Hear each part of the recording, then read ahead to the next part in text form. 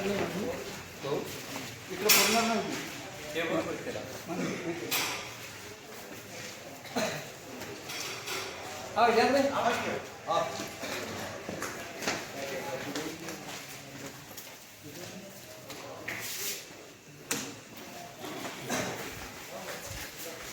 क्या हो गया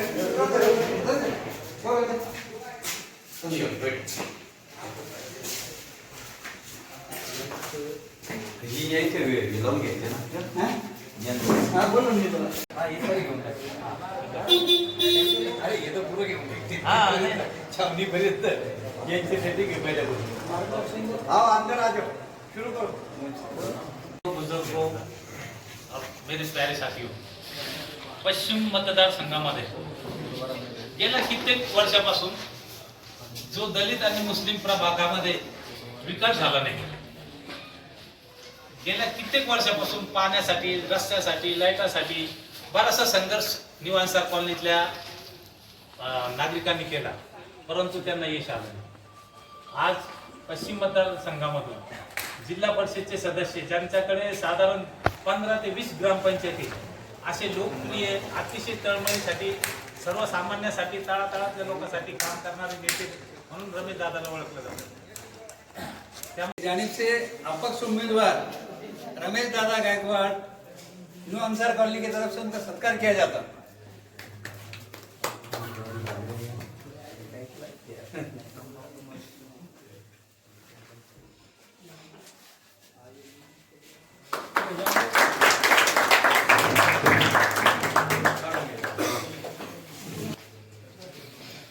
ये इधर से अपनी जो ओपन जी होती है हाँ हाँ ऐकलं आहे काय अरे वा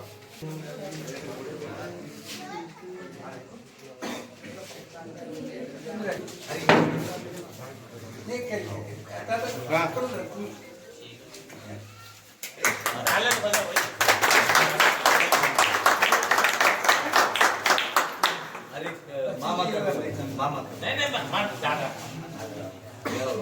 मामाचा मी सत्कार करणार।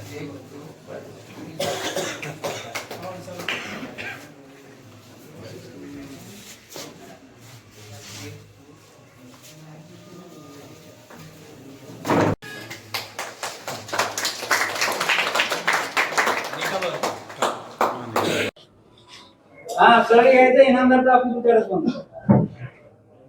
लवकर या भाऊ आलेले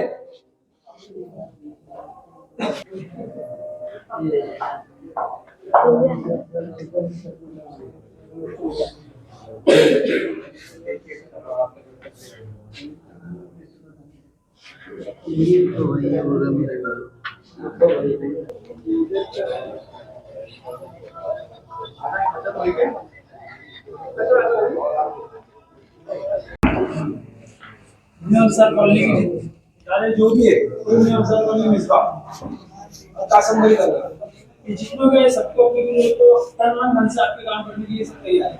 सभी इच्छुक है। जितना भी मैंने जो आपको बताया जैसे अपने तरतीब से काम करना है पूरे सब उसके लिए पूरी तैयार है।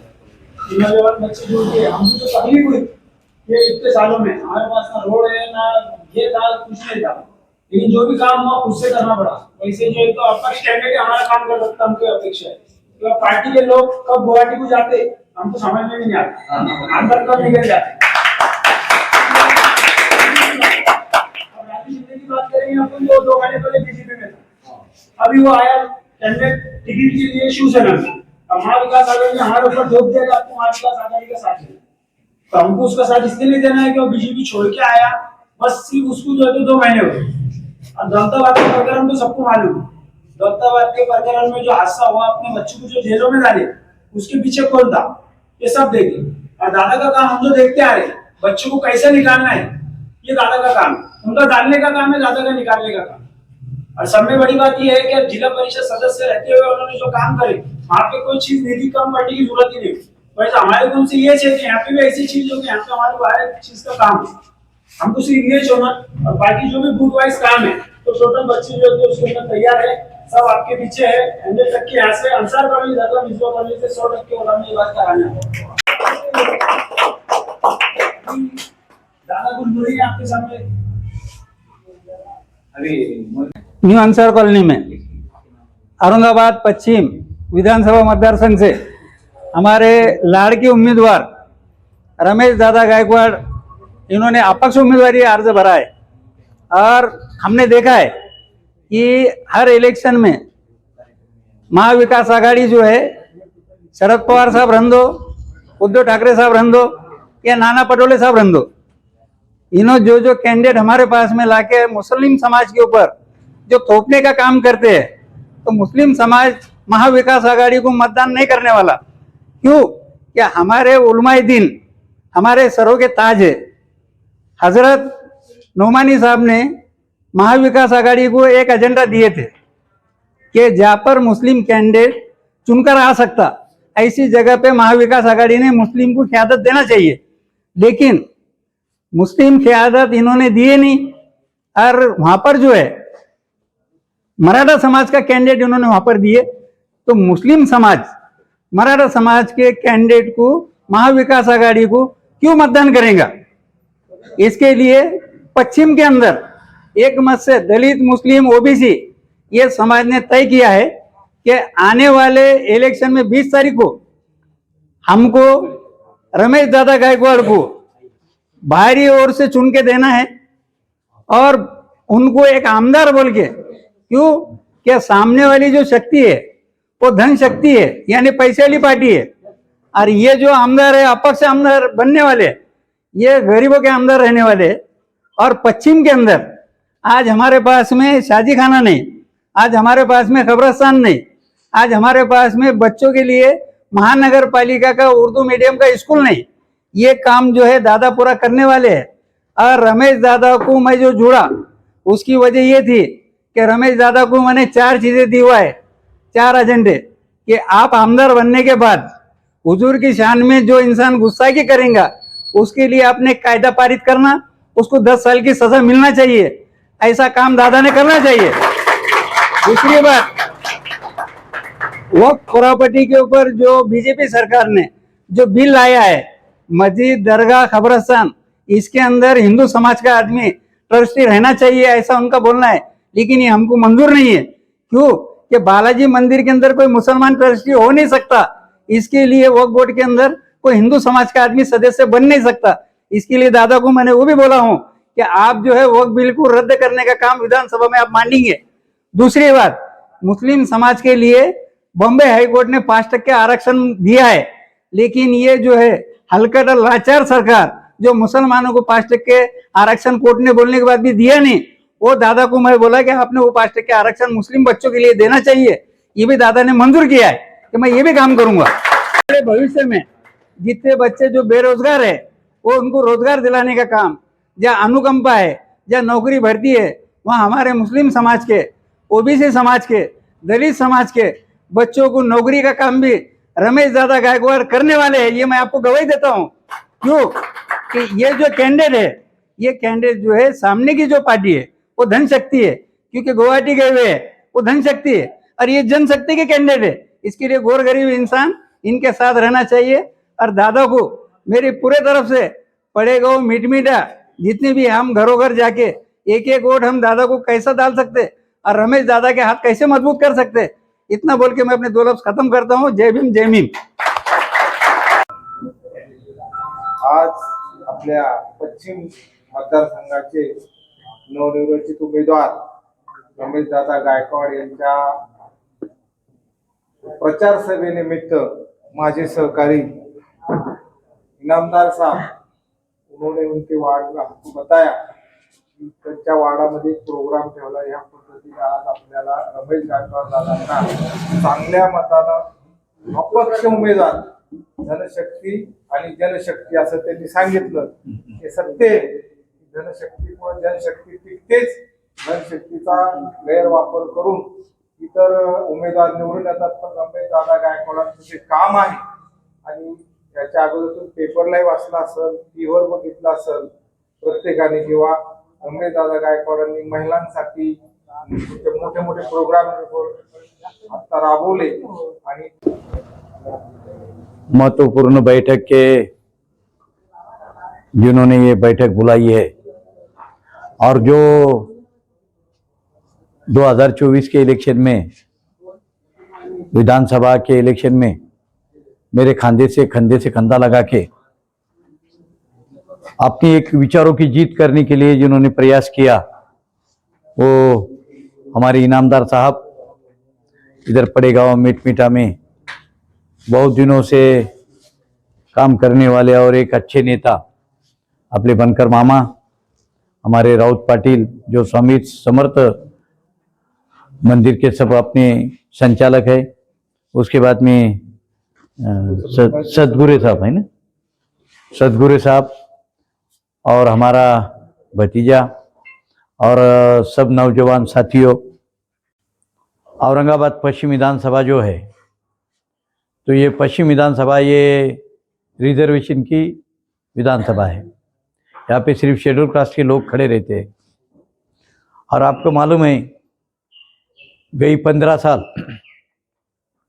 जो यहाँ से अपन प्रत्याशी बोल के आमदार चुन कर दिए, वो आमदार ने यहाँ पर 2000 करोड़ के काम लाया। लेकिन 2000 करोड़ के काम लाते हुए उसने मुस्लिम बस्तियों में और पर्टिकुलर दलित बस्तियों में और उसके विरोध के जो लोग हैं उनके गलियों में उन्हें काम नहीं किया। इतनी नाइंसाफी किया कि मैं जब जाकिर हुसैन कॉलोनी में गया, तो वो जाकिर हुसैन कॉलोनी में लोग रहते हैं, कलेक्टर, रिटायर कलेक्टर, तहसीलदार, रिटायर इंजीनियर, वो लोग वहाँ से 30 साल से रहते हैं। उनके घर तक रोड आया, उनके कॉलोनी तक रोड आया, ड्रेनेज आई। जो नए लोग आए उनके लिए उन्होंने रास्ता बनाए, लेकिन जाकिर हुसैन कॉलोनी में उन्होंने रास्ता नहीं बनाया। इतना जातिवादी भूमिका लेकर ये संजय शिरसाट ने काम किया। यात्रा के हिसाब से हम घूमे, तो उधर के बस्ती में जब देखे तो हमने बहुत सारे नाले पे और नदियों पे उन्होंने पुल नहीं बनाने की वजह से वहाँ पर के लोगों को जब बरसात आती है तो बरसात में वो लोग उधर ही रहते हैं और इधर उनको आने जाने को रास्ता ही नहीं है। ऐसी बड़ी बड़ी समस्या बहुत सारे जगहों पे ये आमदार ने कुछ भी ध्यान नहीं देते हुए सही मायने पे यहाँ पे एक्सप्लॉइटेशन, क्या बोले तो अपने को चूसने का काम किया है। आपको मालूम है आमदार का, ये आमदार ने उसको ऐसा लगा कि 15 साल में मैं बहुत सारे लोगों का रोष और बहुत गुस्सा है मेरे पे, इसलिए उसने एक राजनीति करने की कोशिश की।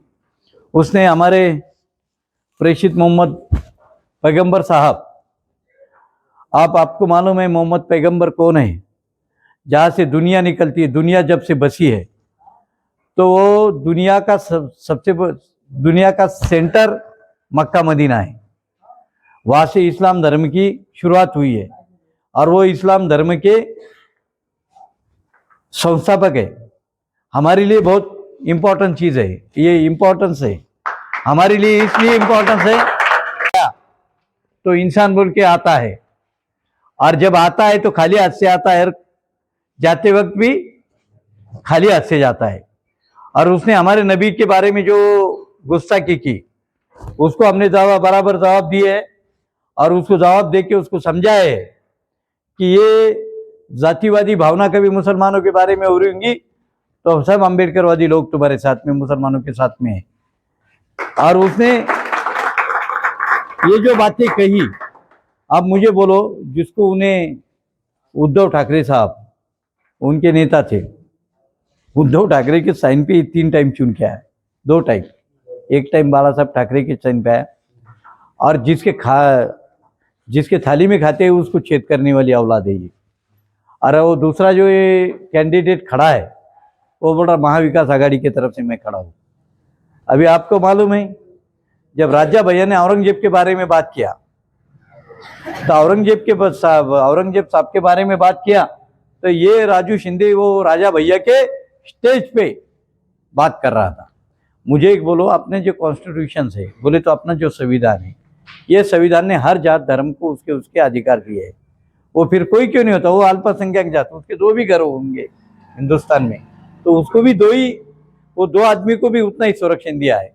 आप मुझे एक बोलो कि ये राजू शिंदे ये अपनी जो कॉन्स्टिट्यूशन है तो वो कॉन्स्टिट्यूशन के हिसाब से ये इंडिया बना है, क्योंकि हमारे आज़ादी के पहले इस देश में बहुत राजे रजवाड़े थे, बहुत बोले तो राजा, इस देश में 400 के ऊपर राजा थे और बहुत सरंजामशाही यहाँ पर चलती थी। जो राजा जो आता था वो उसके माताजी के पेट में से आता था, उसके माँ के पेट से आता था, लेकिन संविधान के बाद में वो मत पेटी से आता है। और लोकशाही में सबसे बड़ा कोई होगा तो मतदार है, और उसके सामने हमको भीख मांगना पड़ती है वोटों की। आप जब वोट देते हैं तभी हम बनते हैं, और हमको काय के लिए भेजते हैं आप? डेवलपमेंट के लिए भेजते हैं। लेकिन ये जो अपना राजू शिंदे ये बोला कि भारत को हमको राष्ट्र, क्या बोले, हिंदू राष्ट्र बनाना है और हमारे से वोट मांगता है। मुझे एक बोलो, हमने हिंदुओं की कभी बुराई सोची? हिंदू मुसलमान हम सब एक है। हमने आज़ादी के लिए कुर्बानी दी है, अनेक बहुत सारे लोगों ने हिंदुओं के लिए कुर्बानी दी, हिंदुओं ने इस देश के लिए कुर्बानी दी। हमारा सब भाईचारा है। तुम मुझे बोलो यहाँ पे बात काय की होना चाहिए? महंगाई कम होने की बात होना चाहिए। तुम मुझे एक बोलो यहाँ पर बात क्या होना चाहिए? बच्चों के रोजगार की होना चाहिए, बच्चों की नौकरियों की होना चाहिए। हमारा किसान खुदकुशी करता है। क्यों खुदकुशी करता है? उसकी खोज किए। जो मराठवाड़े में जो पानी की किल्लत है, मराठवाड़े में जो पानी की टूट है, ये पानी टूट के लिए वो जो नगर नासिक के लोगों ने हमारा पानी अड़ाया, जब ये आमदारों का मुंह नहीं खुलता, ये रास्ते पे स्ट्रगल नहीं करते। 60,000 किसानों ने आत्महत्या किया। 6 अक्टूबर 75 से 2023 तक नया भी प्रोजेक्ट एक भी नहीं आया। आपको मालूम है कि नई इंडस्ट्री ने लाखों बच्चे आज बेरोजगार पड़े हैं। मराठवाड़े में पूरी भकास परिस्थिति है। इसको कौन जवाबदार है? अभी शिवसेना भाजपा का गवर्नमेंट है। तुम मुझे बताइए, शिवसेना भाजपा का गवर्नमेंट होते हुए एक भी नया प्रोजेक्ट नहीं आया, न एक आदमी को नौकरी नहीं लगी। महंगाई बढ़ती जा रही है, देश को खाया जा रहा है। आप मुझे बताइए कि ये देने आने वाले दिनों में इन लोगों को हुकूमत में रखना है कि नहीं रखना? ये राजू शिंदे हमारे दौलताबाद अब्दी मंडी में, उसने उस दिन ईद के दिन उसने फसाद कराया।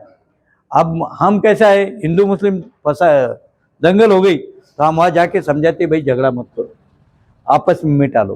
तो इसने अपने बच्चों पे 307 और 395 कराया। ऐसे लोगों को अपन वोट देने वाले हैं क्या? इसका भी विचार आपको होना चाहिए। और जिनके वजह से अपन कौम में अशांतता फैलाने वाले लोगों को वोट देना नहीं है। आप मुझे बताइए कि कभी ओबीसी का और मराठों का झगड़ा था क्या कभी? ये गवर्नमेंट आने के बाद में घर का गांव में झगड़े लगा दिए ये लोगों ने। ओबीसी को खिलाफ में किए और उनके खिलाफ में मराठा के खिलाफ में ओबीसी बोले, तो सब लोगों को ये भड़का रहे हैं। और मुझे ऐसा लगता है कि अभी हमारे इनामदार साहब से और जन संवाद यात्रा जब मैंने निकाला हूँ तो मैंने देखा यहाँ पे इतनी गंदगी, लोगों को ड्रेनेज ही नहीं है। अभी ये इन्होंने औरंगाबाद के नामांतर के लिए बहुत बड़ी लड़ाई लड़ी, उन्होंने नाम बचाने की कोशिश करी। अब तुम मुझे बोलो, संभाजी महाराज तो हमारा नेता है, संभाजी महाराज की जरूरत नहीं है, संभाजी महाराज को कुछ लेन देन भी नहीं है। संभाजी महाराज का नाम जो है औरंगाबाद को देने की क्या क्या क्या जरूरत थी? संभाजी महाराज का नाम ही देने का है तो हमारे पूरे मराठवाड़े को दे दो, संभाजी नगर मराठवाड़ा प्रदेश। और तुमको मालूम है ये उन्होंने नहीं किया। अब तुम मुझे बोलो, यूपी में जो गवर्नमेंट बनी थी मायावती की, तो उन्होंने पहले क्या नाम दिया? वहां पे महात्मा ज्योतिबा फुले नगर बनाया जिले को। उन्होंने किसका नाम रखे विद्यापीठ को? महात्मा ज्योतिबा फुले का नाम यूनिवर्सिटी में रखे। उन्होंने शाहू महाराज का नाम रखे। अरे हम भी संभाजी महाराज का एक आधा नाम ऐसी जगहों पे देते हैं कि जहाँ सब लोगों की सम्मति हो, उनका सम्मान हो, हम भी वो देना चाहते हैं। अब तुम मुझे बोलो, ये फसादी काम का करना, ये फसाद करने आता औरंगाबाद जो है, ये नाम बदल सकता है क्या? गूगल पे क्या है आज? अभी हम फॉर्म भरे, कल हम फॉर्म भरले ते 108 मध्ये पश्चिम विधानसभा आली, औरंगाबाद पश्चिम विधानसभा।